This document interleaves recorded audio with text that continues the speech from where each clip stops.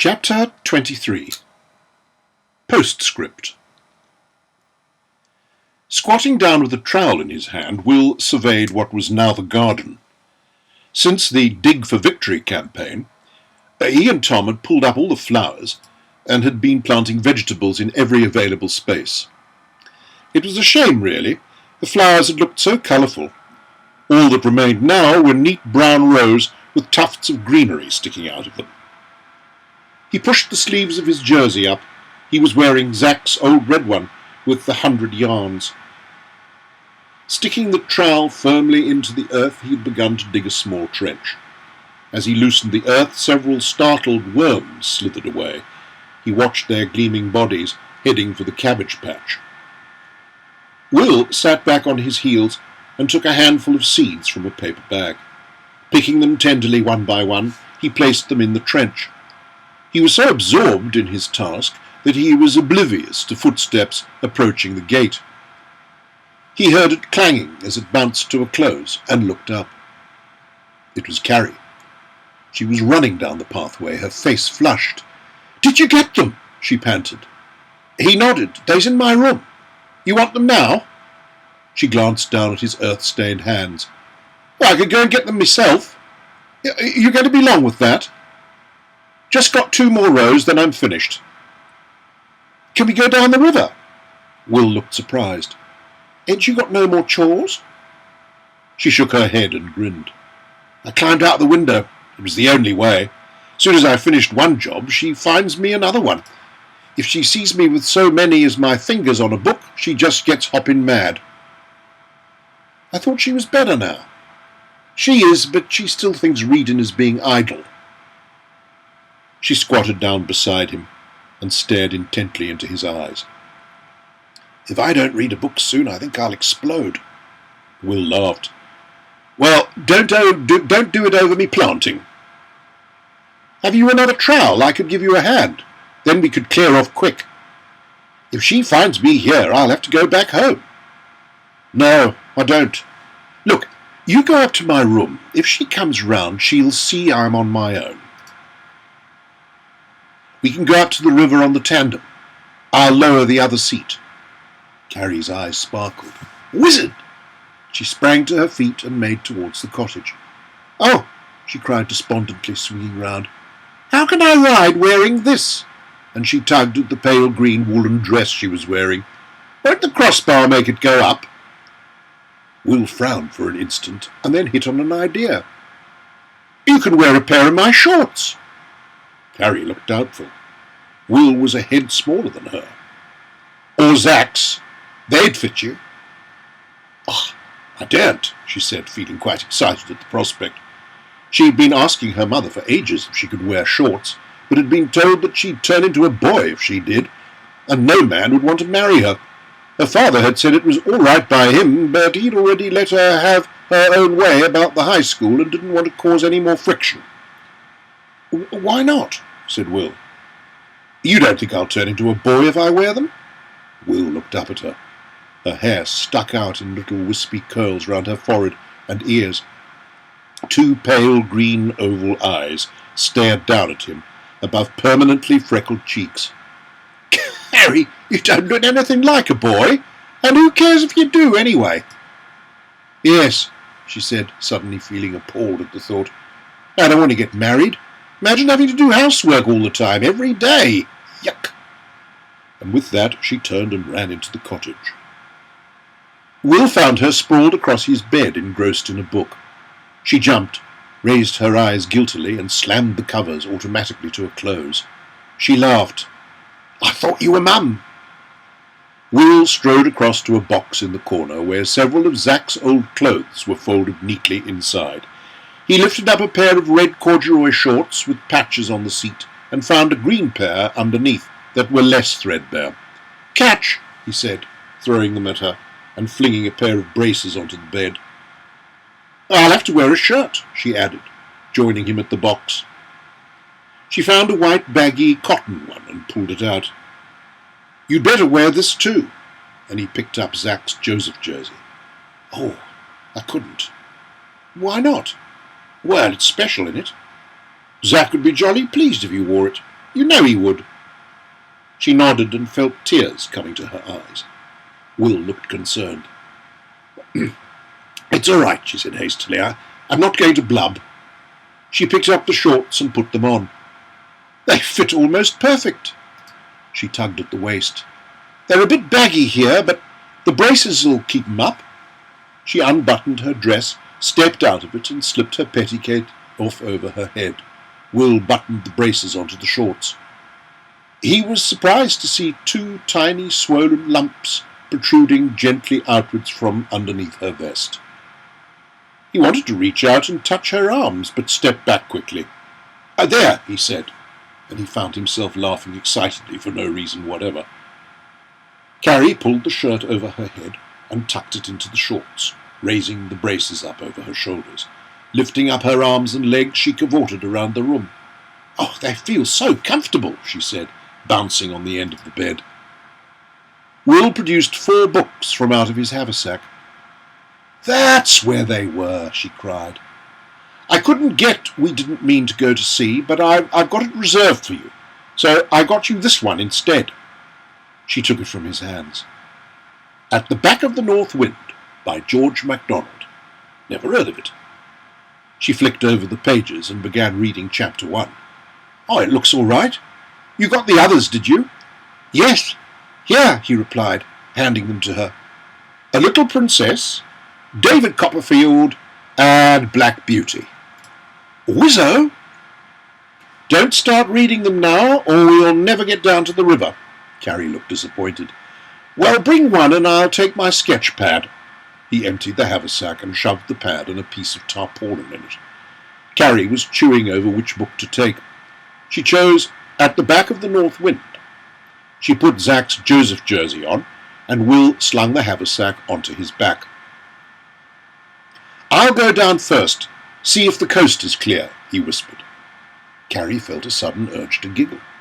She placed her hand firmly over her mouth and crouched over the open trapdoor, while Will slipped quickly down the steps and out of the back door. He reappeared soon after. "Drat it," he murmured. "I'll need you to hold the bike steady while I lower the seat." Carrie crept down and followed him out into the back garden. She held the tandem firmly while Will twiddled away with the spanner. She began to grow anxious, and her forehead felt hot. It would be rotten if her mother caught her now. "There," he said, surveying the seat. He put the spanner in the saddlebag.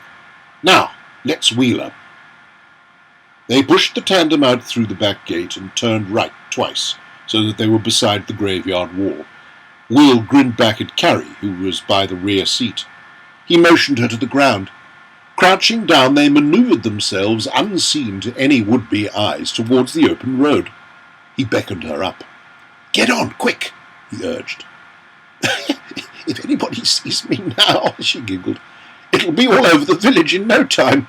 And she flung her leg over the bar and sat down, her feet comfortably resting on the pedals. Will followed suit and pushed off. They cycled on, seeing no one, until they reached Annie Hartridge's cottage. She was in the front garden with the baby. She stared at Carrie in amazement, and they left her open-mouthed as they sped shrieking with laughter up the road. They stopped by a hedge near the woods, and pushed the bike through a gap and down a small slope. "We can leave it here," said Will, leaning it up against a large oak. "No one will see it." They ran silently and swiftly in and out through the trees, hiding behind them in case anyone else might be in the woods. When they finally reached the river, they burst into hysterical laughter.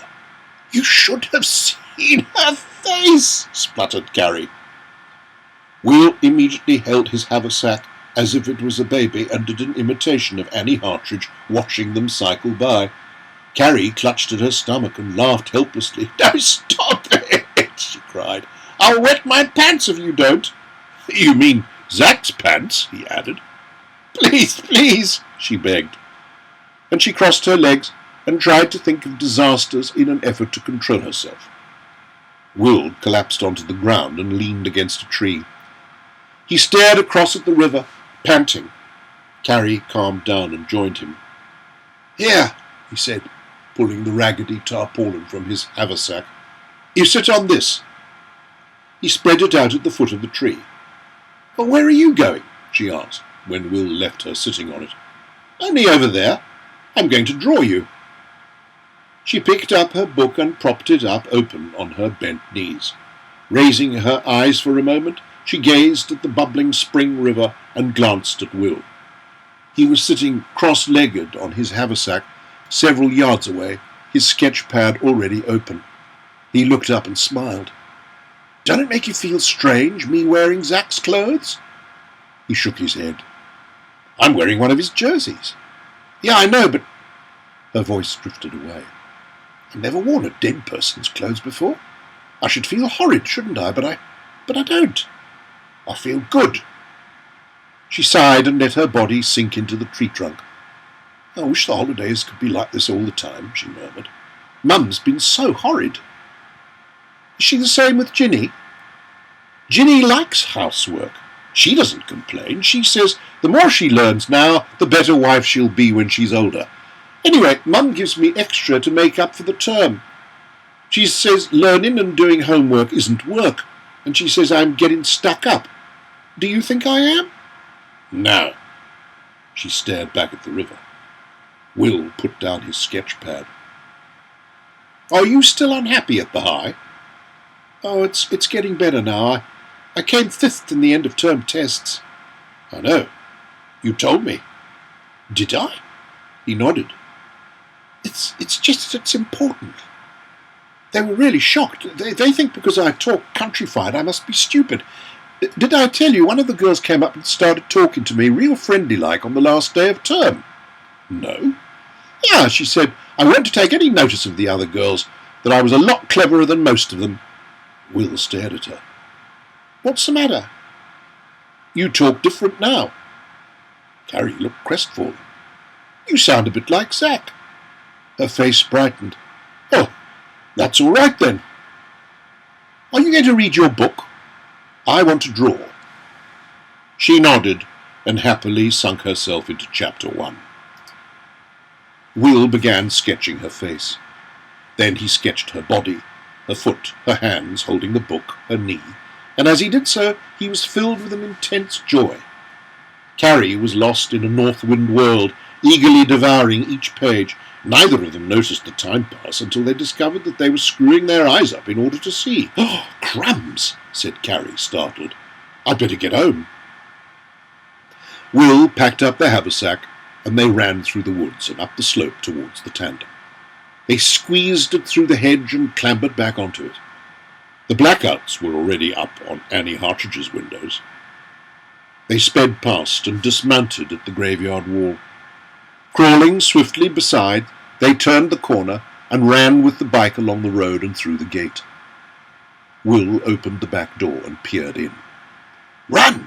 he whispered urgently to Carrie, and he beckoned her in and cautiously closed the door behind them. He heard Sammy barking in the living room.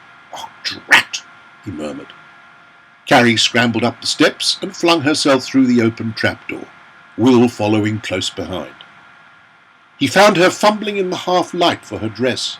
She tore off Zach's clothes and danced around in her vest and pants, too absorbed in getting into her petticoat and dress to feel embarrassed. Will felt surprised that he wasn't embarrassed either. They climbed down the ladder and tiptoed quickly out through the back door into the garden. "Made it," she said. "You forgot the other books," said Will, noticing that she still only had the one she was reading. "I'll sneak the others in one by one. I'll stuff this one down my knickers in case I'm caught. I don't know when I'll next see you. I'll probably be kept in for a week now," she added grimly. "Still," she said, smiling, "it was worth it." Will walked her as far as Dobbs Field. They stood quietly for a moment and drank in the evening. "Looks like it's going to be a good spring," said Carrie, breaking the silence, and she pointed to a cluster of small swollen buds on the branches of a nearby tree, hanging silhouetted against the sky.